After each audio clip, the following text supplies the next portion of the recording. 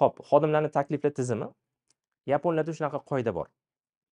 Aytadiki, sizni deydi eng yaxshi sizga konsultantlik qila oladigan odam bu sizni xodimingiz deydi. Siz misol uchun qanaqa qilib desangiz, chunki xodim o'sha jarayonda ishlayapti. Mana shu stanokda misol uchun 5 yildan beri ishlaydi. Yoki o'sha do'konda misol uchun 3 yildan beri ishlaydi. Mijozlar nima xohlayotganini juda ham yaxshi biladi. Mijozlarning xohishini juda ham yaxshi biladi. Endi siz agar o'sha xodimdan taklif olsangiz, u sizga juda ham samaradorligi yuqori bo'ladi, ya'ni juda ham katta foyda keltiradi. Ya'ni taklif tizimining foydalari nimadan iborat? Birinchisi, bu jarayonlarni yaxshilashga yordam beradi. Hali Kaizen'da aytganimizdek, jarayonni yaxshilash usuli nimalardan iborat? Kaizen'da o'zi eng asosiy omillardan, ya'ni bu temalardan biri bu xodimlarning takliflar tizimi. Yaponlar bu narsadan juda ham yaxshi foydalanadi.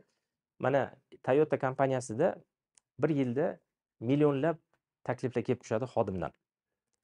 Uni hisoblashsa statistika bo'yicha har 2 kunda deyarli xodim bitta taklif berib boradi. Har bitta xodim.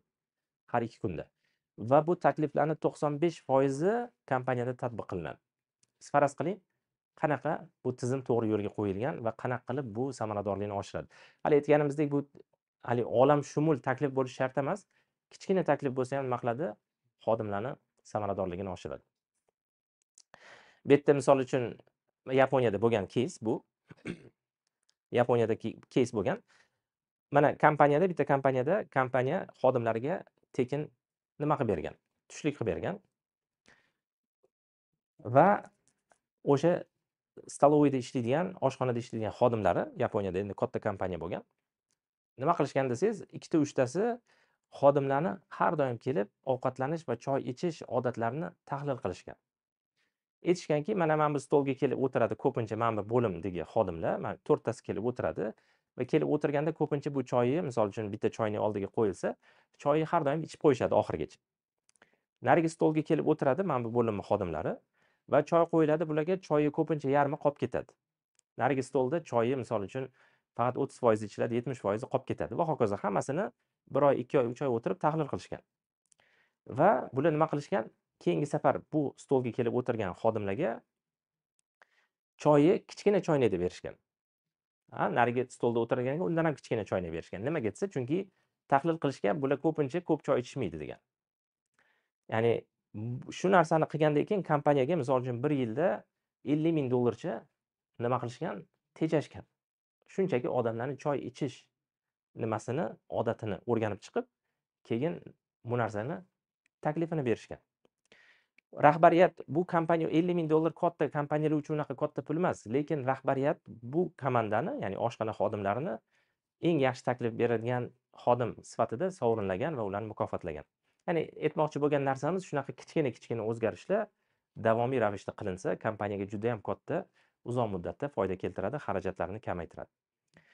Aytib o'tganimizdek, mana bu yerda xarajatlarni kamaytirishga takliflar tizimi yordam berishi mumkin. Xodimlarning jalb qilinishi va motivatsiyasini oshiradi. Hali aytganimizdek, xodim o'zi taklif bersa, u nima qiladi? Motivatsiyasini oshiradi. Ish samaradorligini oshishiga yordam beradi. Har bitta odam o'zini qilayotgan ishini qanaqa qilib yaxshiroq qilishi taklifini bersa va bu narsani kompaniya tatbiq qilsa, u samaradorlikni oshiradi. Korporativ madaniyatni kuchaytiradi. Korporativ madaniyat deganda, demak, xodimlar taklif beradi, rahbariyat buni eshitadi va nima tatbiq qiladi va bu narsani kerak bo'lsa mukofotlaydi. Bu madaniyatga, ya'ni ijobiy ta'sir ko'rsatadi. Va kompaniya raqobatbardoshligini oshirishga demak yordam beradi. Har xil xodimlardan kelgan takliflarni inobatga olgan holatda, demak, siz kompaniyani raqobatbardoshligini oshirishingiz mumkin. Endi takliflar tizimini joriy qilar ekansiz nimalarga e'tibor berishingiz kerak? Ba'zi beriladigan amaliy tavsiyalar. Birinchisi, maqsadingizni belgilang. Nima uchun takliflar tizimini joriy qilmoqchisiz? Bu yerda bo'lishi mumkin jarayonlarni yaxshilash, xarajatlarni kamaytirish, mijozlarga xizmat sifatini oshirish va hokazo. Ya'ni qanaqa sohada qilmoqchisiz va maqsad nima? Balki siz hamma narsani qamrab olishingiz mumkin. Ya'ni ish jarayonlarini, foydani, xarajatlarni kamaytirishi va hokazo o'sha narsalarni oldini olishga, ya'ni rivojlantirishga biz takliflar tizimini joriy qilamiz. Misol mana keltirilgan xodimlar taklifi orqali 1 oyda elektr xarajati 10% kamaygan. Qanaqa qilib biz u narsani kamaytirishimiz mumkin? Ayniqsa hozir mana ishlab chiqarish sohasida katta kompaniyalarda juda katta xarajat bo'ladi elektr energiyasi va misol uchun kommunal xizmatlar. Bu narsani qanaqa qilib kamaytirish mumkin? Xodimlarga aytasiz, taklif beringlar deysiz. Keyin bu yerda platforma yaratishingiz kerak. Platforma degani, men misol uchun xodimingiz bo'lsam, taklif bermoqchiman. Xo'p, qayerga, kimga taklif beray? qanaqa taklif berasiz? Zo'r ideya ham bor. Shuning uchun siz nima qilasiz? Oddiy misol takliflar qutisini berishingiz mumkin. Takliflar qutisini yozib qo'yib qo'yasiz kompaniyangizda va albatta takliflar qutisini oldida uni formasi bo'lishi kerak. O'zi to'ldiradigan formasi, shabloni bo'lishi kerak va yoniga ruchka ham qo'yib qo'yishingiz kerak. Men keldim, taklif bermoqchiman. Shablon yo'q yoki ruchka yo'q, men esimdan chiqib ketadi, ketaman. Shunaqa bo'lmasligi uchun hamma sharoitni nima qilasiz? Yaratib berasiz. Bu yerda yoki onlayn forma bo'lishi mumkin. Onlayn forma deganda hozir misol uchun Google Survey degan narsalar bor. Google orqali tekinga misol uchun QR kod orqali yoki link orqali yuborib qo'ydingiz xodimlarga, o'sha kirib o'zini taklifini qoldirishligi mumkin. Chatlar bo'lishi mumkin, Telegram guruhlar bo'lishi mumkin. Ya'ni bu yerda platforma yaratish. Xodimlarga beringlar taklif desangiz, lekin siz platformani yaratib bermasangiz, takliflar kelmaydi. Keyingisi, ba'zi holatlarda anonimlik imkoniyatini berishingiz kerak. Siz men misol uchun taklif bermoqchiman, lekin bu taklif mendan kelayotganini men hech kim bilishini xohlamayman. O'sha imkoniyati ham bo'lishi kerak. Ya'ni xodim erkin taklif berish uchun anonim tarzda, ya'ni nima bo'ladi? Taklifini beradi. Nima uchun kerak bu narsa? Balki xodim siz bilmayotgan, siz ko'rmayotgan narsani ko'rayotgandir. Qayerdadir o'g'rilik bo'lyapti, qayerdadir misol uchun kimdir o'zini mansabini suiiste'mol qilyapti va hokazo. Shu narsalar bo'lmasligi uchun, ya'ni o'zini nomini chiqarmasligi uchun anonim takliflar ham berish tizimini yo'lga qo'yishingiz mumkin. Keyin albatta bu yerda mas'ul guruh bo'lishi kerak. Bu berilgan quticha bor, qutichaning ichiga tashlangan, misol uchun takliflarni kim ko'radi? Komissiya tuzishimiz kerak. Bu komissiyaning rahbari bo'lishi kerak. U komissiya misol uchun nima qiladi? Har hafta yig'ilib, hamma yig'ilgan takliflarni olib, bittadan o'rganib chiqishadi. Va o'rganib, ya'ni bular mas'ul bo'lganligi uchun bu yerda kim nima ko'radi, qanaqa taklif beradi, qanaqa feedback beradi degan narsalar bo'lmasligi uchun bu yerda mas'ul guruhni tayyorlab qo'yishingiz tavsiya qilinadi. Va albattaki bu yerda nizom bo'lishi kerak, takliflar nizomi. Bu yerda misol uchun takliflar nizomida aytasiz, har hafta bu guruh ko'rishadi, har bitta taklifni ko'rib chiqadi va taklif bergan har bitta xodimga обратный связь bo'ladi, ya'ni feedback beriladi. Sizni taklifingiz uchun rahmat, ko'rib chiqdik. Mana bu sabablarga ko'ra, afsuski bu taklifni inobatga ola olmaymiz. Yoki bo'lmasa, sizga kattakon rahmat, bu taklifni biz tatbiq qilishni boshladik. Ya'ni bu yerda taklif nizomi, kim ko'rib chiqadi, qanaqa oraliqda ko'rib chiqishadi va taklif qilingan, misol uchun qabul qilingan takliflarga qanaqa rag'batlantirish tizimi bo'ladi va hokazo. Keyin, ya'ni aytib o'tganimizdek, mana takliflarga javob qabul qilinsa yoki rad etilsa, sabab bilan javob qaytarilishi. Misol uchun, xodimni yangi mijoz kutish tizimi g'oyasi qimmatligi sabab rad etildi, lekin kelajakda yana ko'rib chiqiladi. Okay, ya'ni xodimlarga agar обратный связь bo'lmasa, xodim aytadi, "Xo'p, takliflar beryapmiz, lekin bilmaymiz, nima bo'ldi, qanaqa bo'ldi?"